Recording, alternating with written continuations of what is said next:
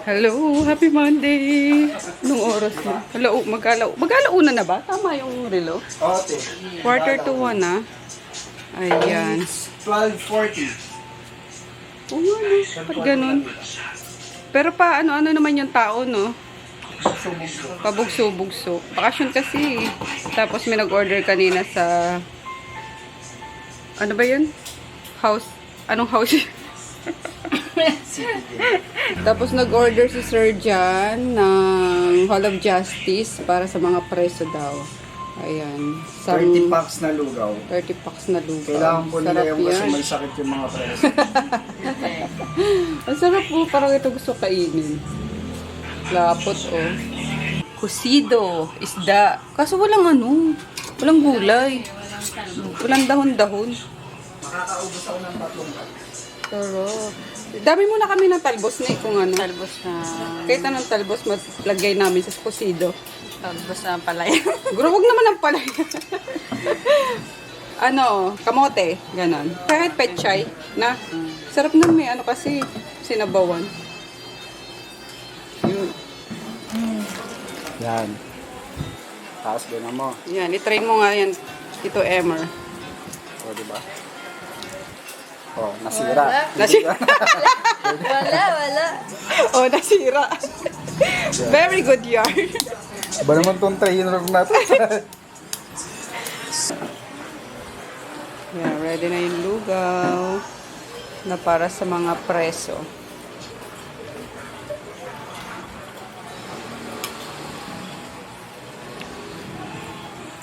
Diretso na po kaming kulungan. Kulong na si Kuya Ever.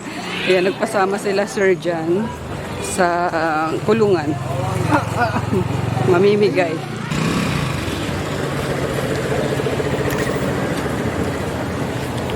Pwede ka na ma-experience mo. One day lang. One day lang. Dito ka pala nakatambay, Budayday, ah. Yung kaano ni Shane. Dito yung classroom namin sa side. Ah. Tapos ginagawa, may isang aakyat doon, tatanggalin yung uniform. Ay, hagis dito. Dito Aba. Pero isang semester ko lang ginawa yun. Ayan, di na kami pumasok, guys. Sila na lang yung nagano doon. Baka daw kasi hindi na ako Baka makalabas. mamukhaan pa daw to, hindi na makalabas eh. Madiretso na. Hindi, parang nakaano na rin ako dyan. Parang tagal na. Nakapasok na kayo doon. Oo, yung sa ano lang, yung magbe-visit ka lang. Sino yung binisit niyo doon? Hindi ko nga alam eh. Hindi ko matandaan. Si UP? Pagkakal yung mga lolo. Oo, madami yung ano dyan eh. Mga nakakapasang lawyer. World pass.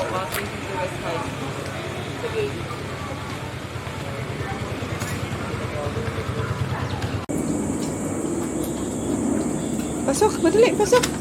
Good morning. Ano ba ito? Bakit nanlalabo ang mata? Luna. Huwag ka na. Pasok na. Ayan.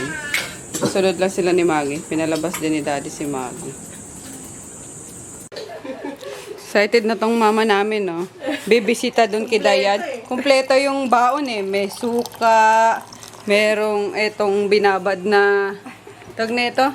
Tilapia, daing, gali ba tong Bicol, guys? Babad na tong sarap nito. Pansit, tsaka Tapos merong pansit, langkoy. Ang daming baon.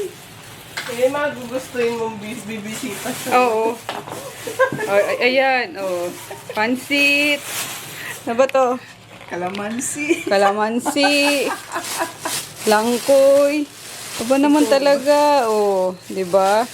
Tapos bukas si Papa pag sumunod pa yan, may mga gulay-gulay pa yan. Mga ricado. Ano, pabili ko nga ng ano eh. Kasi last week ba yun, yung sinabihan siya, ay, sabi ni Jack, pa, ang dami mong dala. Sabi niya, last week dumaan ata siya doon sa pang-pito naming kapatid. Dinalhan din ni Papa ng ano, ng mga ricado, gulay-gulay. Oh, ngalan niya. Oo, sila Jack. Bumisita siya kala Jana. 'Di ba? Hindi ganyan naman talaga pag mga parenthood yung ano. May bisita eh. Ganyan na sila pag ano. Oo. Bibisita. Bisita na lang Bisita na lang sa mga anak nila na. May mga dala-dala pa rin yan na. Dapat ang plano namin. Sila tita na lang tayo sama sa pungkay. Ayan, nantay na lang si Tigol. At ready na silang pumunta sa Kiladayan. Paiba-iba daw. Paiba-iba. Kaya sila nene din. Kasi long weekend sila nene din sa Nueva Ecija. Makapag-book nga mamaya ng Singapore. Alis ah. Char. Pupunta kayo ng Nueva Ecija, sasakay ka kay Taylor. Ay wow, si Papa sa Baguio din daw.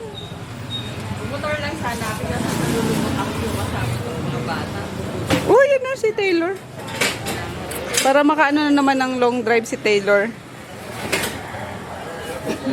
Hindi kayo iyak, ate? Sure na yan? Hindi kayo iyak, ha? Baka mamaya pasundo ka kay mami mo ng madaling araw. Doon naman si Lola. Doon na lang sa bukan. Weh. Sa Planggana. Sa likod to, plastic. Oh.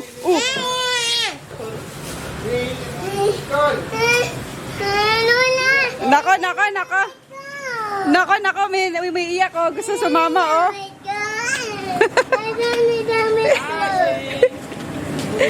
Boy!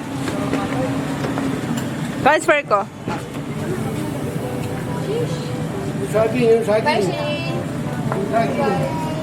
Oh, si Shane! Pumasok na si Shane!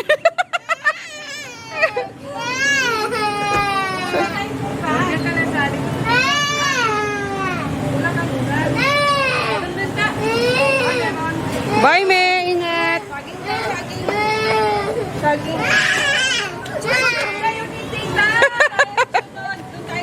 Ang daming baon ni Bowa.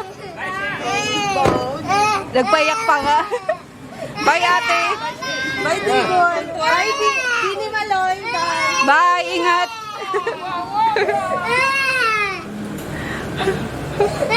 Oh, din, nasaan na? Mamaya red car. Red car. Kunin mo na, Tita Jo, si red car. Dali na, si Taylor. Ay, hindi, wait lang. Good morning. Happy Saturday, guys. Long weekend. Ang sarap. Wala pa sana akong balak bumangon. Kaso sumakit yung tiyan ko. So, ayan. Takbo tayo sa kongreso. Charot. Ayan. And then, sakto pa, nabasa ko sa maaga din kasi ako nag-check ng mga Shopee messages, yung ganun. And, ayun nga. Meron na naman tayong reklamo na napalitan na naman yung parcel ng in-order sa shop namin. Nakakaloka tong Flash Express na to. Lagi na lang talaga Flash Express. Ang modus nila is pinapalitan nila ng ng items, yung mga parcel. So may proof kami kasi may CCTV. Tapos pinapapicture ako kay Jackie yung ayun nga, yung order. So yan yung unang reklamo ko sa kanila. Parang, okay, may ka naman, complete naman yung proof mo. Let's, para ma-refund daw sa akin. And ayun nga, buwan na yung lumipas, guys. Wala pang nare-refund kahit 5 duling. Nagpa-follow up pa rin yung, yung buyer. And then, ito naman, magkasunod lang kahapon, tapos kaninang umaga. Kasi yung isa, 500 ml na deodorant yung order. Tapos yung isa naman, 1 liter. So, libo talaga yung worth nun. Yung 500 ml namin is 1,000. Yung 1 liter is 1,800. So, mga pinupunteriya talaga nila mga ganong, mga ganong worth. Mga nasa libo talaga. Nakakaloka. Alam nyo kung ano yung pinalit, guys? Computer parts. So, obvious na obvious talaga kasi wala kaming tindang ganun. Kahit maghalughog pa ang buong Shopee team ng Ay, yung inis ko talaga kanina. Biglang umakyat yung dugo. Oh, kainis. Anyway, ayun. Tama na doon kasi na-report ko naman nun. Pero sana mabigyan ng action kasi nakakainis naman. Yung masisira na nga yung namin, yung shop namin, malulugi pa kami. Kasi 'di ba yun, i-refund ng full ni Shopee sa bagong policy nila. Kapag ganyan, wala nang say si seller. parang hindi mo na madidispute yung ganyan. Eh, lugi kami. Diyos ko, nakakaloka. Ay, nako. Ayun, Shopee talaga. Oh. Kaya parang ang sarap ulit buti pang hindi na nagkaroon ng Shopee na to. Mga ano namin, yung mga unang selling experience namin nun, diba? Talagang ang ganda lang. Yung Send Express, yun yung unang mga ano noon, courier. Ang smooth lang lagi ng transaction nun sa ano, sa mga wala pang ano, ganitong platform talaga. Pero ngayon, naku, sakit sa ano, sakit sa banks.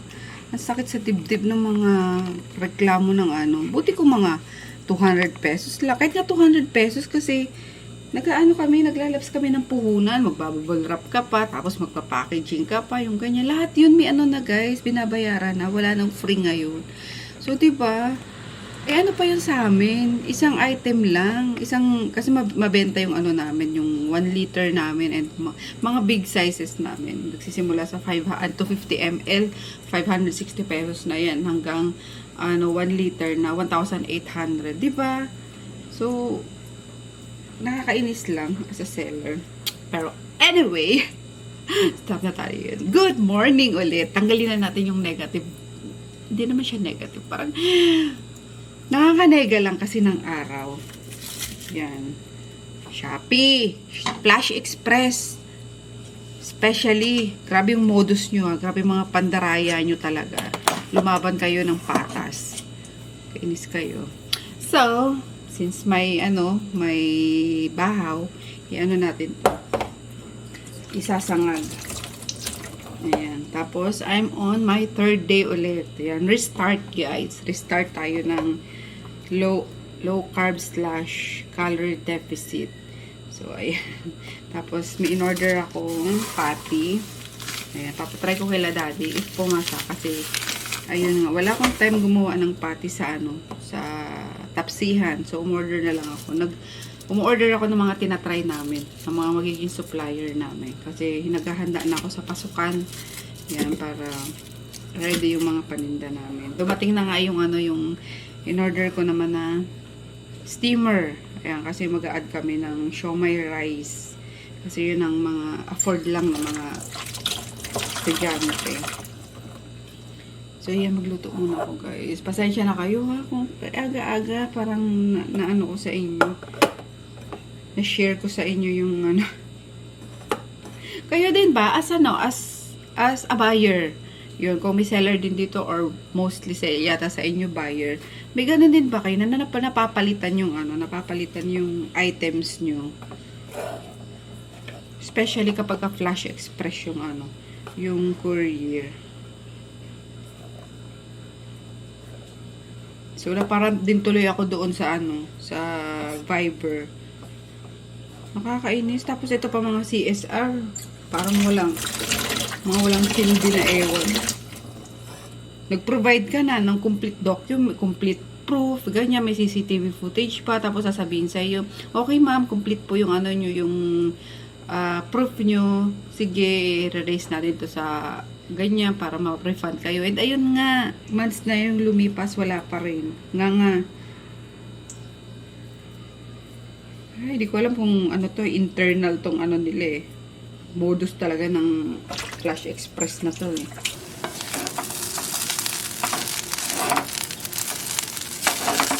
Anda rin po wali. Ano ba yarn? Ano ba yarn? Ano ba yarn? So, ayan, nagpisa lang ako ng isang egg. Tapos, yung rice. And then, later ko na ihahalo yung toasted garlic. Pag malapit na siyang maluto. Or medyo luto naman na to. Kasi luto na talaga yung kanin. Pero mas masarap yung alam mo yung may pagka-crunchy yung fried rice. Breakfast tayo guys. Kami pa lang ni Daddy at si Chris tulog pa. Bless us, O Lord, and this your gift that you are about to receive from thy bounty through Christ our Lord. Amen. Amen. So, yung sa akin, tuna sandwich pa rin with avocado. Yan. Tapos, yung burger steak, kumuha ko mabilis ng gravy at willing to wait daw ang esposo ko. Tapos, yung fried rice, and then ito yung kagabi. Later na nila pusin for lunch. Kain tayo. Ang sarap ng nood namin ni Daddy ng ano. Netflix ba yun? Or ano mo? Pick ka. Download mo. Downloaders. Tapos bigla nag-chat yung isang district ko. May stocks na tayo. Wala, naalala ko. Ngayon dapat nga or ngayon pinramis ko na ano, napipick upin din namin yung stocks. Sabi ko, hala! Nababalik ko sa ko. Dali, pick up pala tayo ng ano.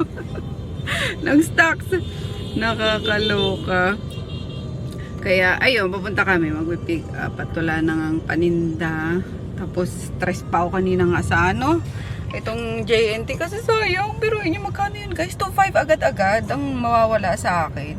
Malulugi sa akin kapag in-approve ni Shopee yung return refund ng buyer. So,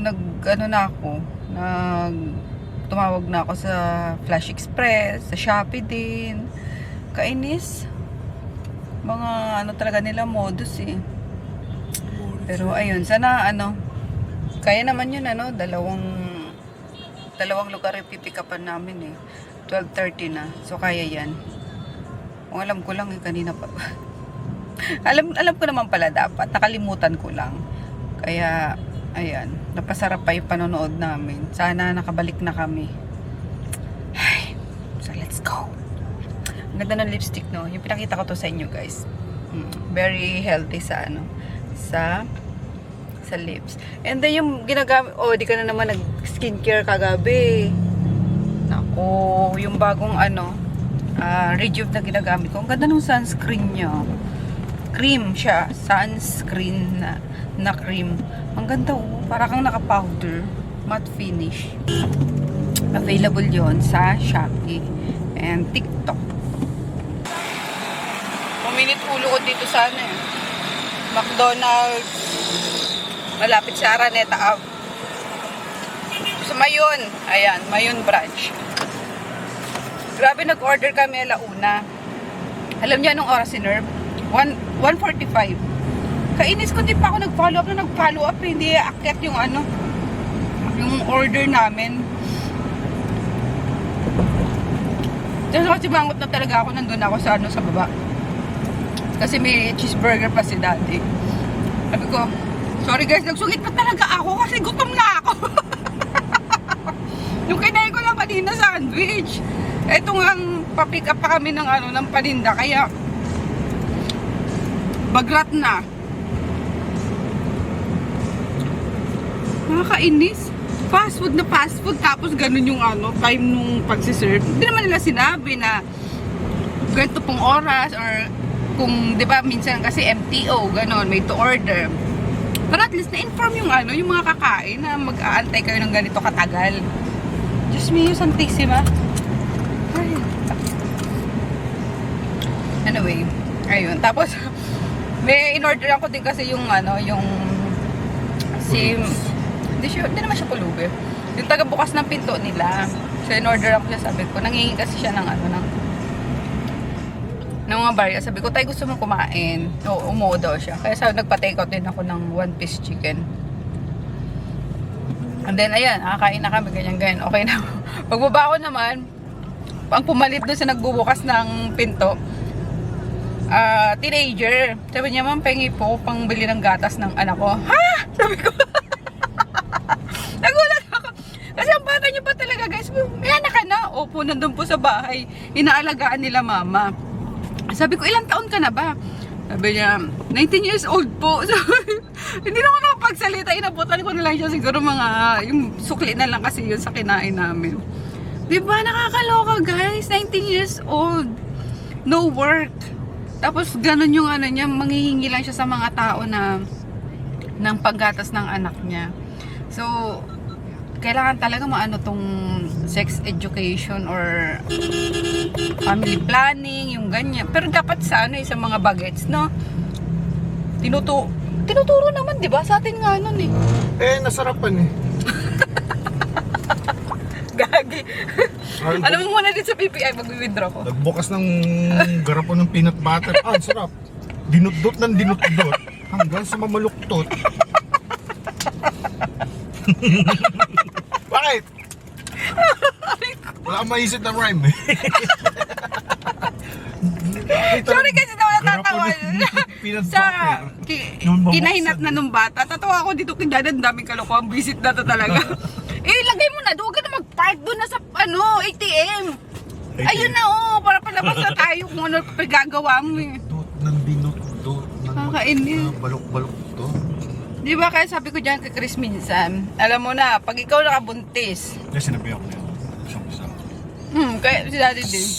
A little guy comes out of there. You get out of here. Kasi ang hirap. Diyos ko. Hindi na, maganda kuba na tayo kakatrabaho eh. Sige lang. Kuha tayo pambayad. Ayun, si Daddy na yung pinapasok ko. At siya naman yung nakapangalan sa sa resibo. So, ayun nga guys, naano ko dun sa, di ba tinuloy pa talaga. Hindi kasi ano ba gagawin ko? Nakakaawa yung bata actually kasi parang wala pa talaga siyang kamuwang-muwang. Parang neneng-nene pa talaga siya. 19 years old daw siya pero as in, alam mo yung neneng feeling ko naglalaro pa. Alam niyo yun. So it's either na hindi kaya na ano yun na molestya, yung ganun. Kasi siguro laging wala, hindi napapantayan ng nanay. Kasi may mga ganong instances, di ba? So, ayun. Nakakaawa naman. Pero, syempre kung iisipin mo, di ba? Ay, nako. Ayan. Ayoko na magto kasi bigla tayong dito, ma-bash na naman. Ayan, kasi sinasabi ko din kay Chris talaga kasi lalo't may girlfriend na. Ayan. Una kinausap ko si Daddy. Kasi syempre lalaki anak namin. Pag sabihin mo yung anak mo kasi yan kaya nag-girlfriend na tapos minsan nasa kwarto si Rax nga na pag yan nakabuntis talaga sabi ko bubuga ako ng apoy. Bubuga ng apoy ang dragon. Kaya mga nasa cellphone yan, Mami Dragon, si Daddy naman Dragonessa, yung mga naka sa akin. Naka phone book sa akin, sa mga phone nila. Yan. So sabi ko, tapos si Rax din kinausap ko na, sabi ko, magtapos muna, huwag sayangin yung yung future nila, kasi nandyan lang naman yung yung mga landi-landian na yan, lambing-lambingan na yan, nandyan lang yan eh. Kaso, once, syempre, may mga responsibilidad na kayo, imbis nakafocus lang kayo sa pag-aaral, diba? Kasi ganun yung nangyari sa amin. Hindi kami naman kasi guys, hindi kami nakafocus masyado sa pag-aaral. Gawa ng, nagtitinda kami noon. Kaya sabi ko nga, swerte nyo kasi nabibigay namin sa inyo, sa mga pamangkin namin na, swerte nyo kasi nabibigay namin sa inyo yung mga pangangailangan nyo. Unlike kami noon, college kami or high school, talagang di namin na-enjoy. Gawa ng papasok kami sa hapon, tapos sa gabi, paano ba yun? Kung ba papasok kami sa hapon, tapos pagkatapos ng ng school, kasi mga alas 10, kunwari nakauwi na kami, ayun naman si mama nagpe-prepare na yan ng paninda sa maliit niyang kantin din nun. Tapos syempre tapos ni mamang magluto kami na magbabantay para makapagpahinga naman si mama. So puyat kami noon na di ba? Kaya ayoko, sabi ko, wag niyo sanang danas. I mean, i-enjoy nyo hanggat may nagpapaaral sa inyo, kaya pa kayong pag-aralin. So ayun naman, okay naman din si Chris, nakikinig din naman. Pero yung mga batang, ganun nga, yung katulad kaninang 19 years old, nanghihingi ng panggatas ng anak, Santissima, nakakaawa talaga. Nakakaawa yung mga bata. Tapos meron pa ako napanood, Reporter's Notebook ata yun, na 15 yung anak guys, literal 15. Tapos wala ding trabaho yung yung both parents. yung tatay nag-extra lang sa construction, tapos yung nanay wala din work, yung gano'n. Tapos pinapadede niya sa mga anak niya para lasaw. Ano ba sa Tagalog nun? Sa amin, lasaw. Yung parang hindi siya pandeli talaga ng bata. Kulang sa gatas, maraming tubig, ganon. So, diba? Kaya sabi ko, ano pa rin tayo kahit na maraming pinagdadaanan. Swerte pa rin kasi, ayun nga, nakakadiskarte. Ayan, nakakadiskarte. Unlike nung iba na, ano talaga na, isang kahig, isang tuka. Ang hirap yung ganun. Literal talaga. Yung kakainin nyo, hahagilapin mo pa. Diba? Ang swerte natin na meron na tayo dyan lulutuin. Mag-iisip na lang tayo ng menu or potahe ng ano natin. Lulutuin natin. Ay. Thank you, Lord. Pero sabi ko nga, kung sino pa yung kung sino pa talaga yung mga walang-wala, sila pa yung ang hilig pang mag-anak ng mag-anak. Kumbaga, hindi man lang nag-iisip, hindi man lang iniisip yung kinabukasan ng mga anak nila. Kung may makakain pa. Yung pinanood ko, na 15 yung anak. Nakikinig ka ba nun? Grabe, no? Ang dami. Alam nyo, ito din gustong-gusto na ito sumasama sa mga pick-up namin ng paninda. Siya kasi pino-front ko, di ba, nagbabayad. Ang mga sukli niyan, guys, nasa tariffs and taxation yan. Kailangan pagbigyan ng internal revenue. Kung nagbabayad ako ng BIR, pati ba naman sa'yo, may tax ako. Separate yan. It's a taxation for national security. Secure ako, hindi ako magugutom. Pag nag-away na naman tayo. Why? Naging sweet na tayo masyado eh. Time to do it! Ganun ba yan? Oh, Ah, every time again. Time to do it again! kapag ganda masyado na kaming sweet, ayun na naman. Kailangan na naman, may sumabog na naman. Masyadong masaya to mukhang eh. Gusto naman makatikim ng silent tour eh.